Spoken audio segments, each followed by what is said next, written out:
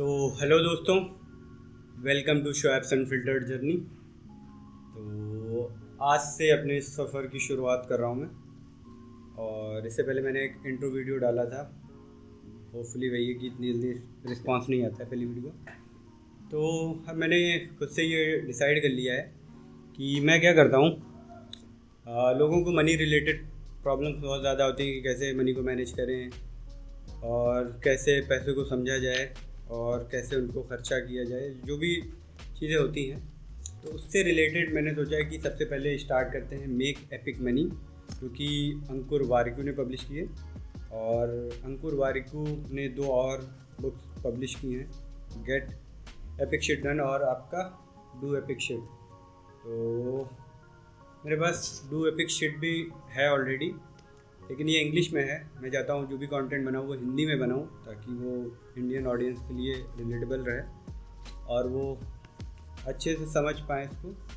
तो इसीलिए अगर आप लोग बोलेंगे तो इसको भी मैं हिंदी में मंगा लूँगा और उसके बाद आपको जो भी इसमें बातें बताई गई हैं वो आपके साथ शेयर करूँगा। तो मेक एपिक मनी की शुरुआत करते हैं। और सबसे पहले जो इसका एक इंडेक्स होता है, जिसमें टोटल 10 चैप्टर्स रहेंगे। सबसे पहले है आपका, इन्होंने चैप्टर को इस तरीके से डिवाइड कर रखा है कि आपको एक पूरी कहानी के रूप में ये बताया गया है कि मुझे पैसों की चिंता आखिर क्यों करनी चाहिए। उसके बाद आ जाता है अब मैं सच में कुछ पैसे कमाना चाहता हूँ, यानी कि आप पहले तो पैसों के बारे में समझ लें कि आपको क्यों पैसे के बारे में इतना सोचना है। और उसके बाद फिर आ जाएंगे आप कि आपको पैसे, मैं सच में अब आप पहुंच जाएंगे कि आपको पैसे क्यों कमाना है, ताकि मैं उसे समझदारी से खर्च कर सकूं। लेकिन लोग कहते हैं कि मुझे बचत करनी चाहिए और पैसे का इस्तेमाल अपनी सुरक्षा के लिए करना चाहिए, जबकि मैं तो चाहता हूं कि अपने पैसों में इजाफा करूं और अपने पैसों का उचित प्रबंध करूं। मुझे पता है मैं गलतियां करूंगा जब तक कि मैं इन बातों को समझता रहूं। और इन्होंने लास्ट में एक आखिर बात कही है। तो एक पूरी समझ लीजिए स्ट्रक्चर वाइज इन्होंने बना के रखा है, जिससे आप अपनी जो जर्नी है या आपकी लाइफ में जो भी चीज़ें हो रही हैं उससे आप रिलेट कर पाएँ। तो स्टार्टिंग में आपको ये कॉन्ग्रेचुलेट करते हैं कि आपने बुक ली है और इसको आप स्टार्ट कर रहे हैं, ये सारी चीज़ें। तो सबसे पहला चैप्टर है मुझे पैसों की चिंता क्यों करनी चाहिए। तो मैं इसको पढ़ता हूँ और आपको बताता हूँ कि इसमें इन्होंने क्या बताया है। तो सबसे पहले एक कोट इन्होंने दिया है डैनियल का, जिसमें बताया है कि पैसे आपके लिए खुशियाँ खरीद कर नहीं ला सकते हैं, लेकिन पैसों का अभाव आपके लिए दुख ज़रूर खरीद लाएगा। ये एक बहुत ही अच्छी बात यहाँ पे बताई गई, क्योंकि मोस्टली लोग सोचते हैं कि पैसे की कोई वैल्यू नहीं है और जो जिनके पास पैसा होता है वो बहुत लालची होते हैं, या इस तरीके के लोगों के माइंडसेट बने हुए हैं पैसों को लेकर। लेकिन कहीं ना कहीं ये भी एक बात ट्रू है कि आप लोग अगर मान लिए मिडिल क्लास हैं या आप पुअर फैमिली से बिलोंग करते हैं, तो होता क्या है कहीं ना कहीं कभी ना कभी आप ये चीज़ें फेस करते हैं कि आपके पास अगर पैसा होता तो ये सारी चीज़ें आपकी लाइफ में ना हो रही होती। तो खुशियाँ तो नहीं खरीद सकते पैसे से ऑब्वियसली, क्योंकि वो तो आपके नेचुरल चीज़ें होती हैं या आपके रिश्ते होते हैं जिनसे खुशियाँ आती हैं। बाकी जो आपकी प्रॉब्लम्स हैं वो पैसा दूर कर सकता है। तो मैं स्टार्ट करता हूँ इसे। हम पैसे में विश्वास करते हैं और इसलिए वह कारगर होता है। सबसे पहले हम यह जानेंगे कि पैसे की शुरुआत आखिर क्यों और कैसे हुई। चलें सबसे पहले यह जाने कि पैसे कैसे प्राथमिकता बनता चला गया। तो स्टार्टिंग में यही मतलब बता रहे हैं ऑथर कि ये जो पैसे का सिस्टम है ये स्टार्ट कहाँ से हुआ। तो शुरुआत हुई लेन देन से। कोई भी चीज़ हो, ये तो सभी को पता है कि जो भी हमारे बीच में ट्रांजैक्शन होते हैं किसी भी चीज़ को लेके, सपोज मैंने बुक खरीदी तो इसको लेके मुझे पैसे देने पड़े, और अगर ये मुझे बुक चाहिए ही होती तो मैं उस टाइम पे क्या देता। तो उसके बीच में यही कल्पना कीजिए कि मुझे एक अंडा चाहिए, आपको एक आलू चाहिए, हम इन लेन देन के राज़ी हो जाएंगे, ताकि तकनीकी तौर पर इसे बार्टर या वस्तु विनिमय कहते हैं, यानी कि एक दूसरे का लेन देन होता है, इसके बदले आप ये चीज़ दे दें। लेकिन एक समय के बाद अंडों की कीमत बढ़ जाती है और 2 अंडे पाने के लिए लोगों को 7 आलू देने पड़ेंगे। यानी भाई ये जितनी कॉस्टली चीज़ होती है उसका प्रोडक्शन जितना वो होता है, उसी तरीके से फिर वैल्यू डिफाइन होती चली जाती है। ठीक है, लेकिन अगर मैं सिर्फ एक अंडा चाहता हूँ तब इसका अर्थ है कि मुझे 3.5 आलू देने होंगे। लेकिन भाई यह कैसा सौदा हुआ? कोई आधा आलू भला क्यों देगा, बाकी का आधा कोई भला क्यों लेगा? तो मतलब यही चीज़ है। मतलब इस तरीके से स्टोरी को डिफ़ाइन किया गया है कि जाहिर सी बात है आधा आलू किसी के काम नहीं आने वाला, वो ख़राब हो जाएगा कटने के बाद। तो ये सारी चीज़ें तो उस बेसिस पे, और यहाँ पर समझ लीजिए अगर मुझे 50 अंडे चाहिए तो मुझे 175 आलू दरअसल 17.5 देने होंगे। तो या तो बड़ा असुविधाजनक है। तब वहाँ एक समझदार व्यक्ति आया, तुम मुझे अपने आलू दे दो, उसके बदले में तुम्हें कागज़ के टुकड़े दूंगा। हर कागज़ का मूल्य 1 आलू या आधा आलू या 2 आलू, जैसे कि 5, 10, 20, 50, 100 आलू होगा। उसने कहा, यह सबूत है कि मेरे पास तुम्हारे आलू रखे हुए हैं। तुम्हें जब कभी अपने आलू चाहिए हों तुम कागज़ के ये टुकड़े वापस ले आना। और वह उन कागज़ों पर एक अनोखी मुहर लगाता है ताकि वे वैध कहला सकें। अब हर जगह आलू लेकर फिरने की बजाय मैं मुहर लगे कागज़ के उन टुकड़ों को पास रखता हूँ। है ना कमाल की बात? तो आप खुद ही समझ आइए कि किस तरीके से ये जो कागज़ के टुकड़े या पैसे बने हैं, तो जो नोट्स की वैल्यू बनी है, तो वो बहुत ही कन्वीनियंट हो गई हम लोगों के लिए कि वहाँ पे एक पूरा स्ट्रक्चर बन गया कि आप किसी भी कागज़ के टुकड़े से जाके कोई भी चीज़ आप ले सकते हैं। बस उसकी एक अथॉरिटी, इतनी बड़ी अथॉरिटी उसकी बना दी गई है कि उसकी वैल्यू इतनी ज़्यादा है कि आप समझ लिए मनी की पावर ही कुछ और है। तो पैसे की अवधारणा लगभग इसी तरह शुरू हुई। कम से कम आज तो हम इसी तरह देख पा रहे हैं। यहाँ से मतलब पैसे का आगाज़ किस तरीके से, ये सारी चीज़ें बताई गई हैं। कभी ध्यान दिया है 500 रुपये के नोट पर लिखा होता है, मैं धारक को 500 रुपये देने का वचन देता हूँ, और उसके नीचे RBI के गवर्नर के हस्ताक्षर होते हैं। यही है हमारा आलू वाला कागज़, एक नए अवतार। पैसे को यहाँ से समझ लिया। एक पल के लिए ज़रा सोच कर देखिए, हम कागज़ के एक टुकड़े पर भरोसा करते हैं जिस पर उस आदमी ने हस्ताक्षर किए हैं जिसका नाम तक हम में से ज़्यादातर लोग नहीं जानते। और यह भरोसा करने वाले हम अकेले नहीं हैं, बल्कि पूरी दुनिया कागज़ के इस टुकड़े पर भरोसा करती है, दिखाई पड़ती है। फिर चाहे कोई भी हो, चाहे कहीं का हो। आप सुपर मार्केट में जाते हैं, वे आपको कागज़ के नोटों के बदले सामान देते हैं क्योंकि वे उन नोटों को जारी करने वाले बैंकों और सरकार पर भरोसा करते हैं। आप नौकरी करते हुए लगातार खटते रहते हैं ताकि महीने के अंत में आपके बैंक में वेतन के रूप में डिजिटल पैसा ट्रांसफ़र हो सके। वो पैसा जिसे आप देख भी नहीं सकते। लेकिन ये बिल्कुल कूल है क्योंकि Amazon, Flipkart, Paytm, Myntra, Google पे,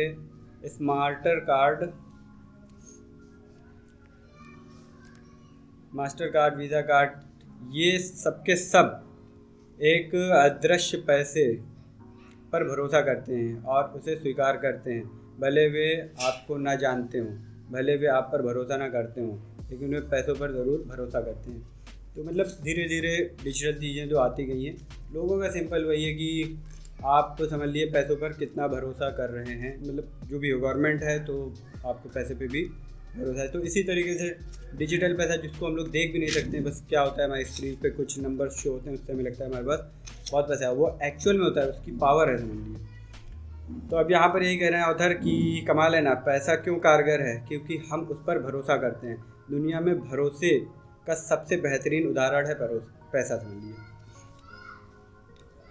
तो इसमें एक और यहाँ पर कोट दिया गया है, पैसा इंसान का बनाया हुआ इकलौता विश्वास तंत्र है जो लगभग हर तरह के सांस्कृतिक अंतर को पाट सकता है।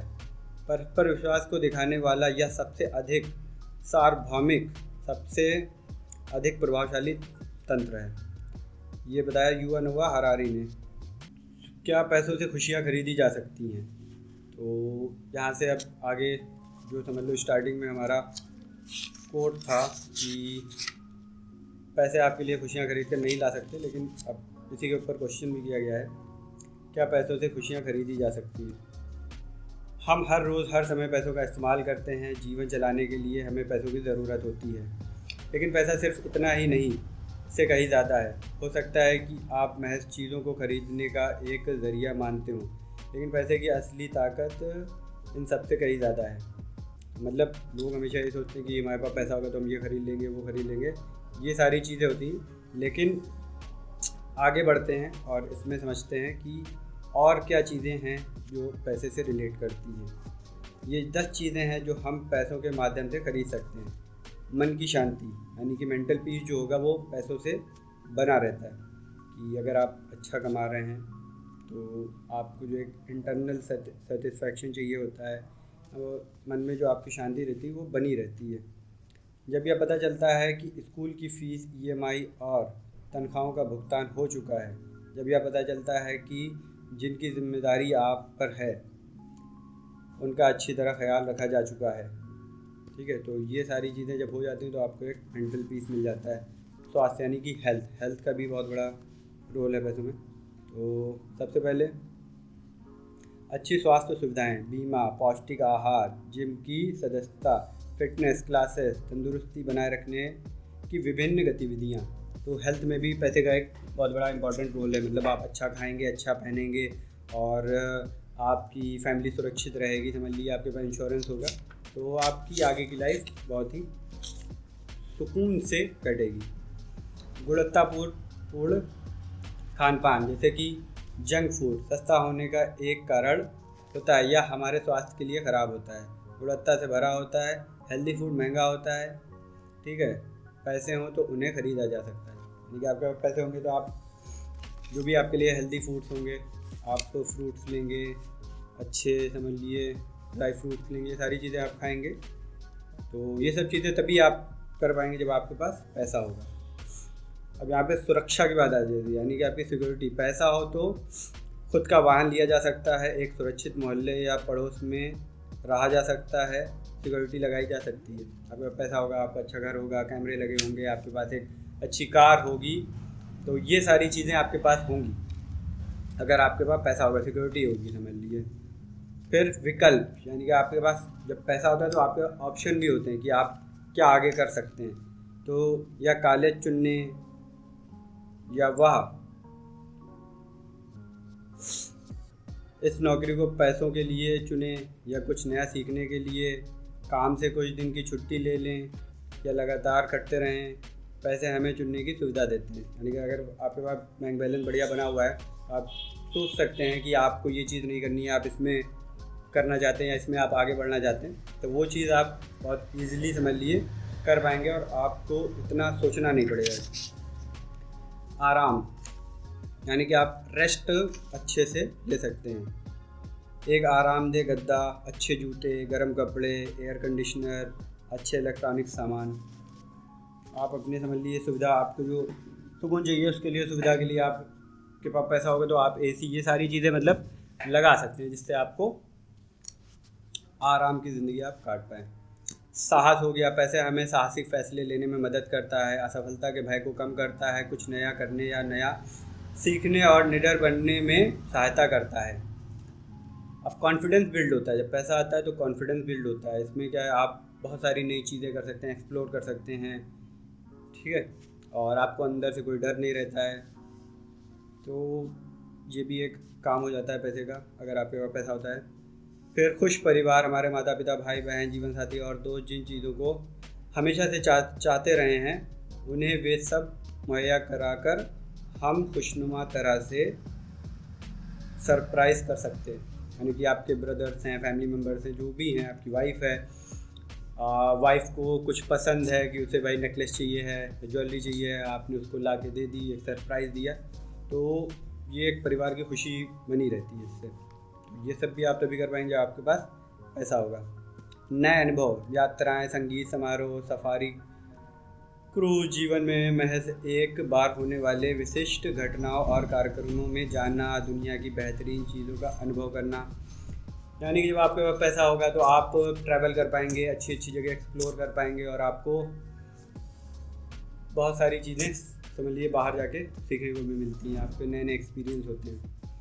सबसे लास्ट पॉइंट आता है जो है वो है आज़ादी, यानी कि आप इंडिपेंडेंट, बिल्कुल समझ लिए फ्रीडम आपको मिल जाती है। जब चाहें तब जीवन की रफ्तार को धीमा कर लेने की आज़ादी, जब चाहें तब आम दिनों से अधिक काम करने या आनंद लेने की आज़ादी, जैसा चाहें वैसा जीने की आज़ादी। समझ रहा? तो आपको फ्रीडम मिल जाती है बहुत अच्छे से।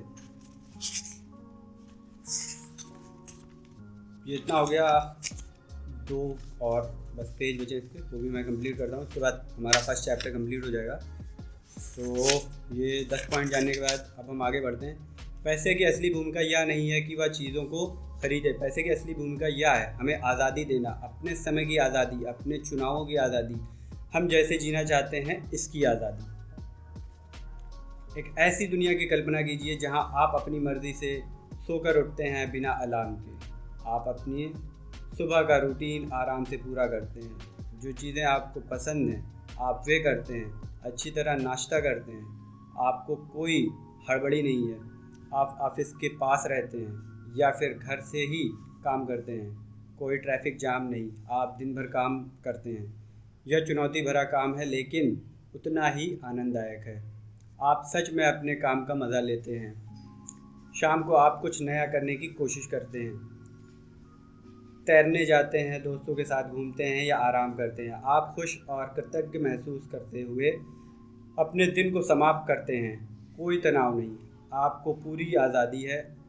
आप जो करना चाहें, जैसा करना चाहें, जब करना चाहें। फिर आगे बढ़ते हैं।